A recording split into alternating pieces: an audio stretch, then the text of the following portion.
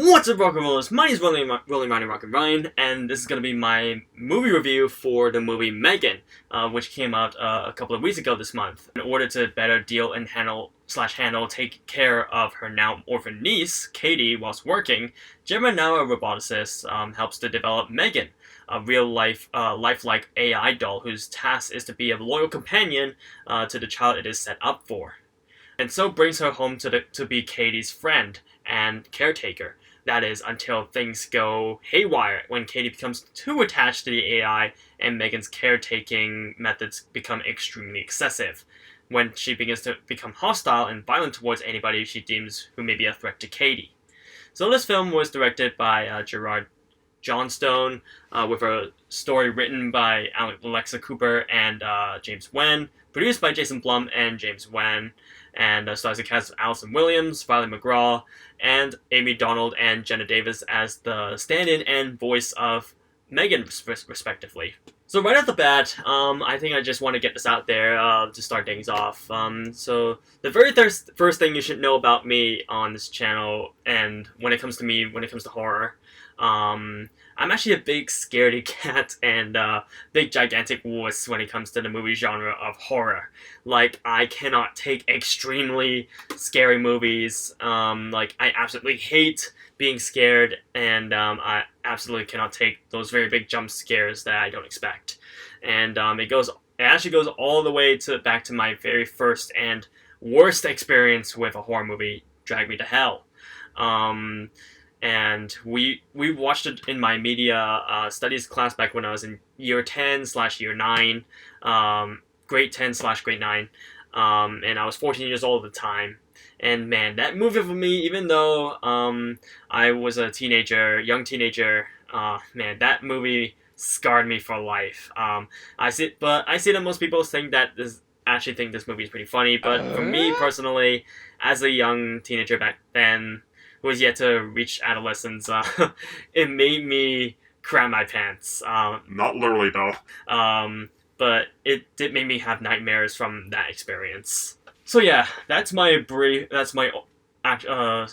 story of behind why I don't usually tend to go for horror movies in the cinema in a nutshell.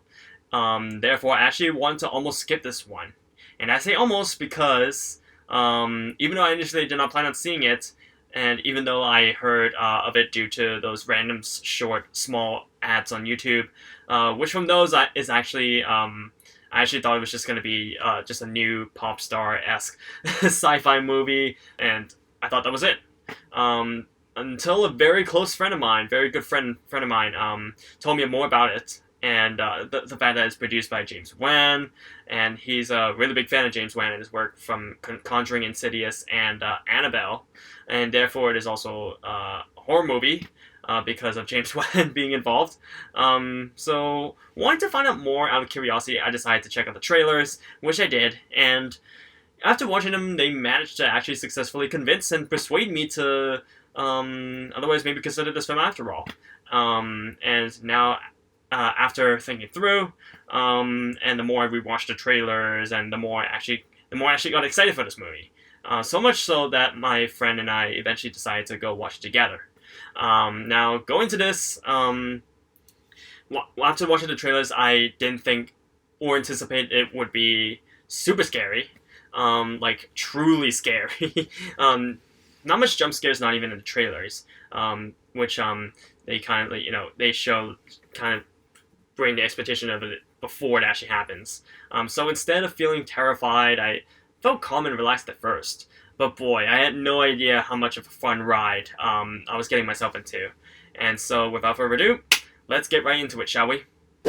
So starting with what I liked about this movie, I guess the main thing that I really liked this movie is the prosthetics and makeup and animatronics that were involved with the character/AI doll of M3GAN. I think it really made the robot of M3GAN really lifelike, and yeah, they did the prosthetics and makeup team did a really good job with designing and actually constructing M3GAN. Yeah, I thought that was really impressive. I think the acting is one of the highlights of this movie too.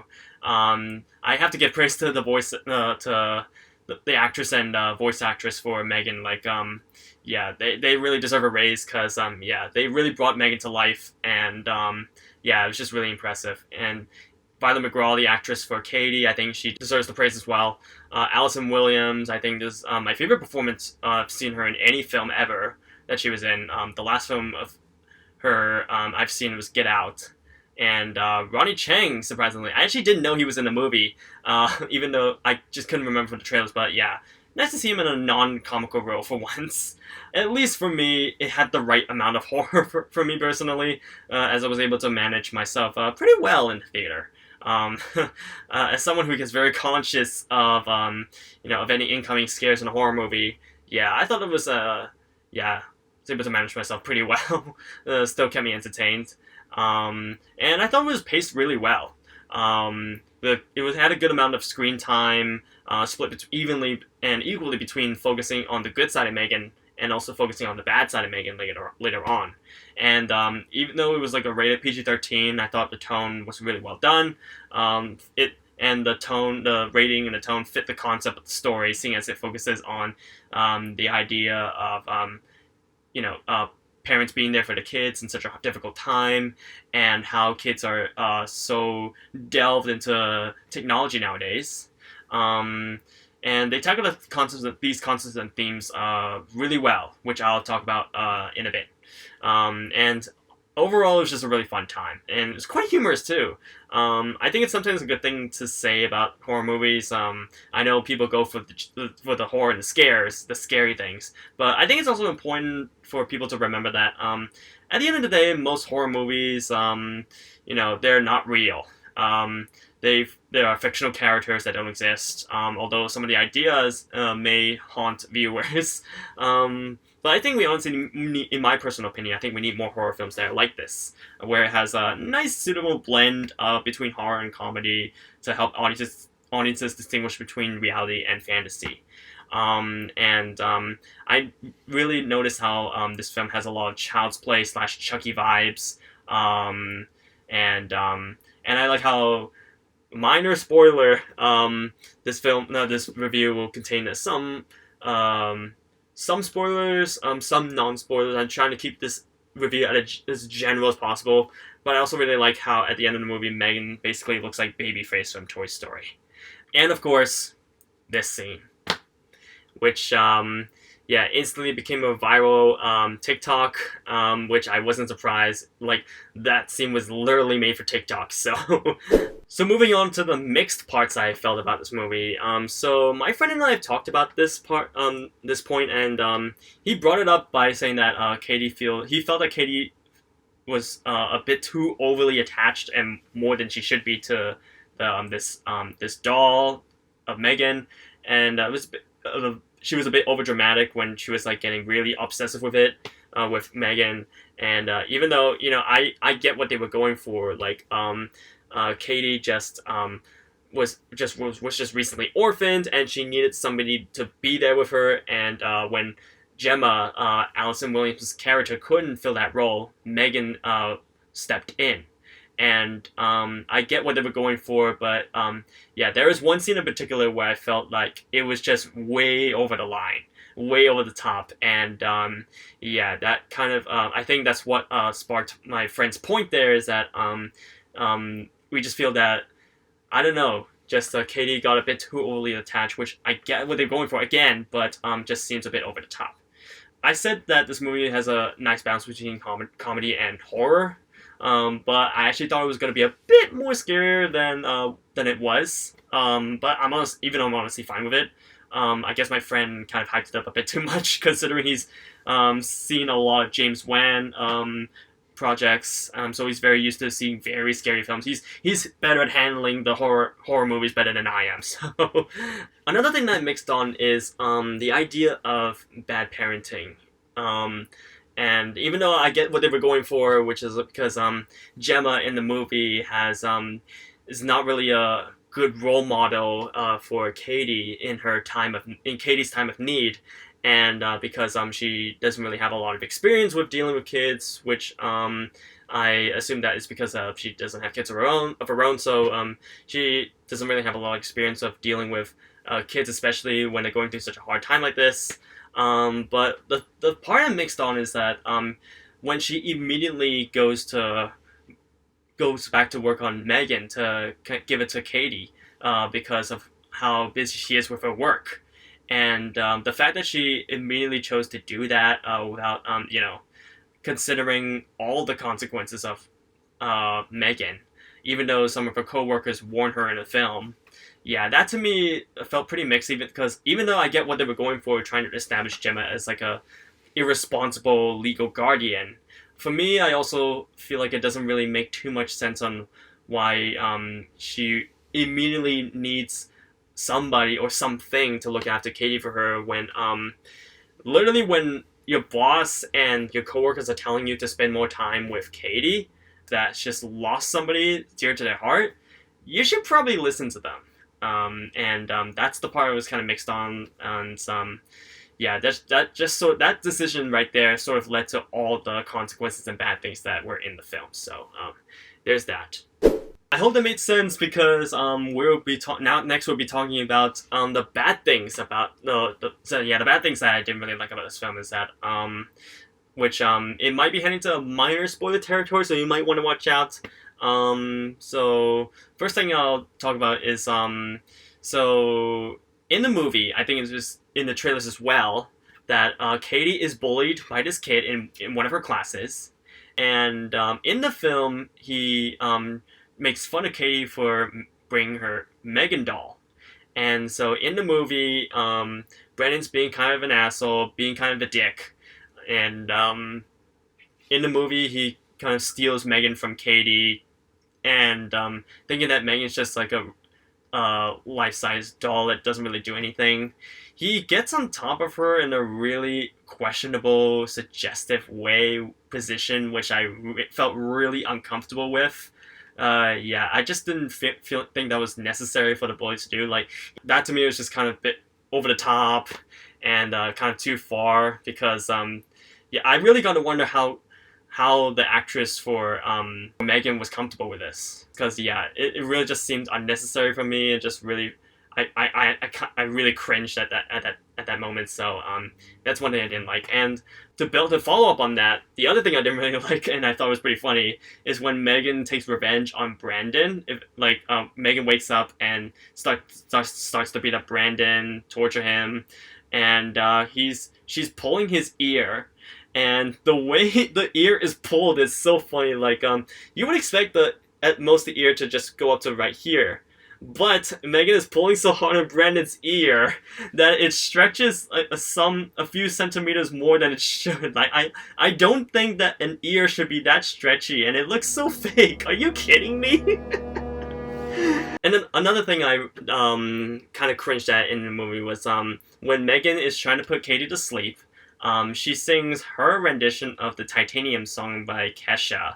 And if this film couldn't be more on the nose than it was trying to do, which I don't know if it was intentional or not, is because M3GAN. It's revealed in the movie that part of M3GAN's exoskeleton or core inside of her is made of a titanium core, and the fact that I realized that, I just thought it was just one of the most on the nose things I could see in a movie, even though it was like it's kind of subtle in a way. It's not really like explicitly told or shown. So I do appreciate that, but I just felt it was still pretty on the nose. One thing I do want to mention is one thing I want to ask a question is did the trailer reveal too much? Like pretty much when I went into the movie, it was pretty much most of the things or most of the scenes from the trailer were in the final movie, and that got me wondering, did the trailers like reveal too much? Because most of the scenes that were shown in the trailer, I ended up seeing them. There was like not really any new scenes besides the ending that I didn't see or know beforehand. So I'm just kind of questioning whether the trailers revealed too much, but I don't know. Maybe that's just me getting nitpicky. But I guess we got what we wanted, or we got what we expected, more or less. So there's that. It's not so. Yeah, these bad points are not really something that I absolutely hated and I thought drag the movie down, but it was just sort of like nitpicky things that I just thought I'd mention. Okay, so next, before we give my final thoughts on the movie, I would like to head on to a segment that I would like to call "What Was It For?" And this is the part where I would like to try out, since it's my first proper movie review on this channel, where I basically delve into kind of like the deeper meanings and messages of the movie that the movie is trying to tell and show to the audience, and whether they necessarily benefit or bring down the movie. I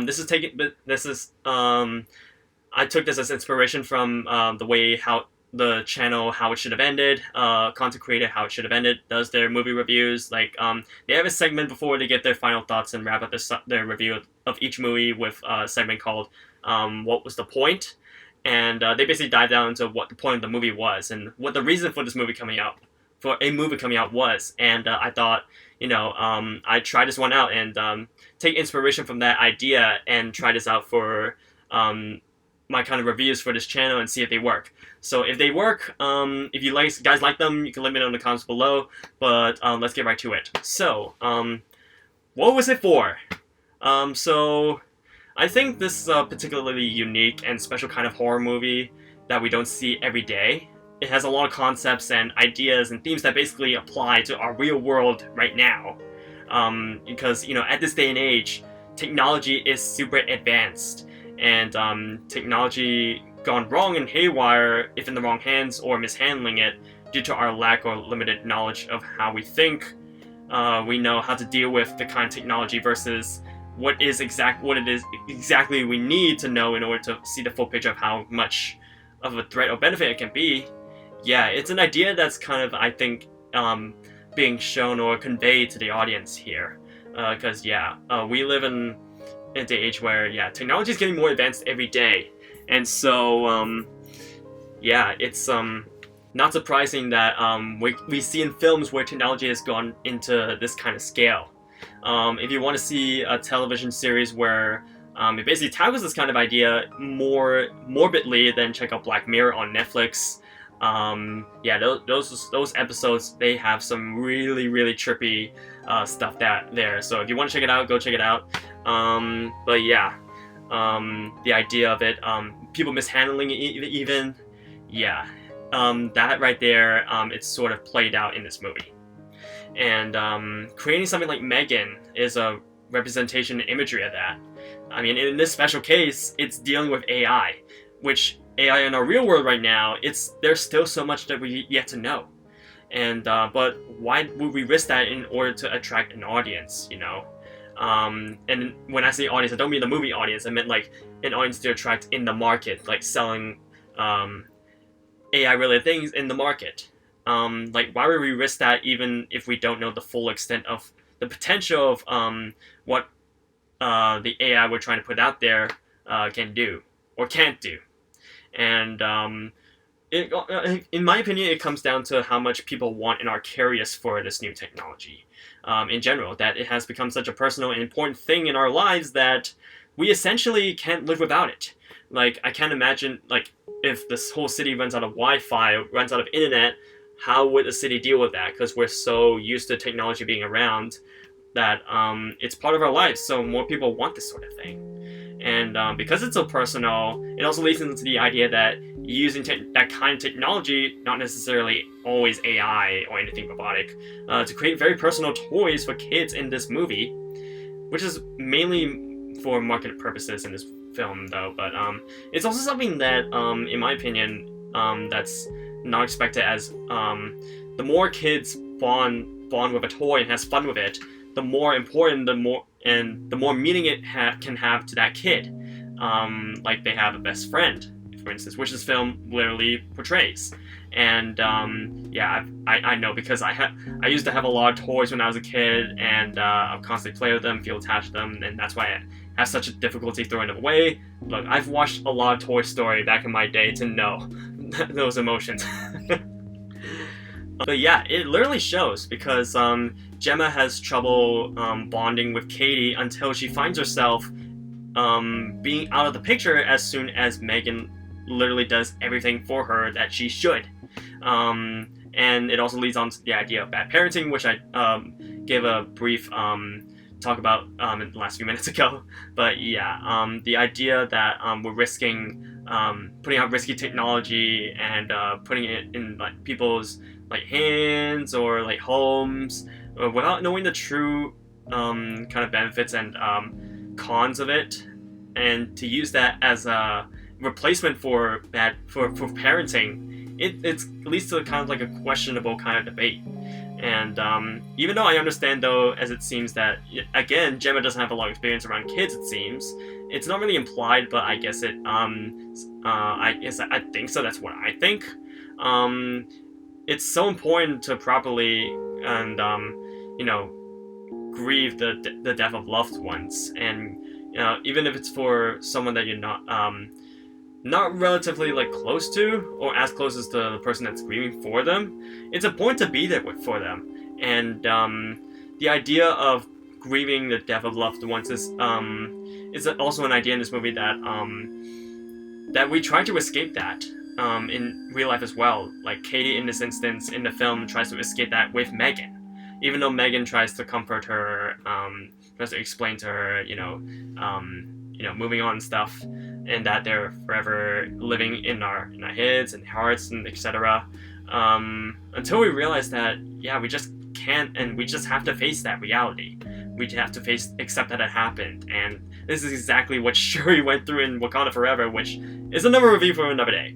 But the idea is that it's also important to be there for the ones that lost somebody or some people, someone they know and hold dearly to their hearts. And because not everything can be solved with technology, especially on that kind of emotional level. And that's one of the things that it's shown in the film. And it's all, with all these ideas and themes and concepts combined, you get M3GAN, a movie like this that's trying to explain that not technology can't solve everything, and if put in the wrong hands, it might cause for a big mess. And also the idea for being there for your loved ones as well when they need you. And yeah, it's just one of those ideas that make M3GAN such a particularly unique kind of horror film in this aspect.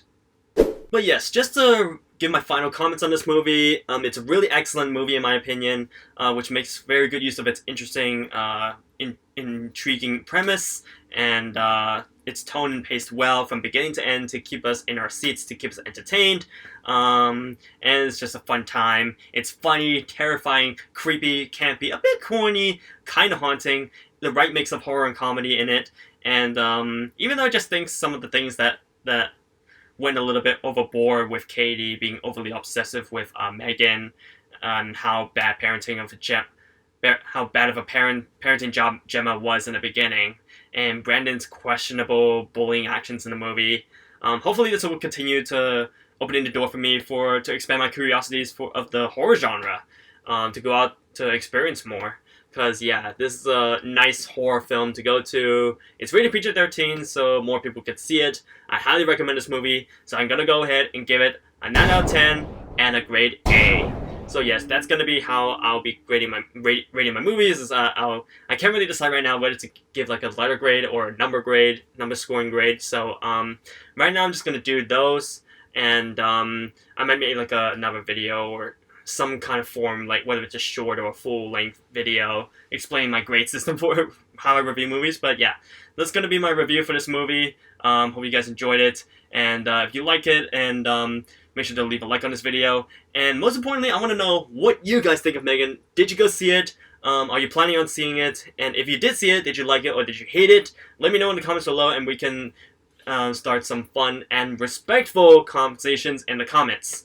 And finally, subscribe so you can look forward to more content like this, where I talk about movies, TV shows, and also cover video games as well. So look forward to more videos like that. And thank you so much for watching, guys. We'll see you guys next time. RHINOS ROLLOUT!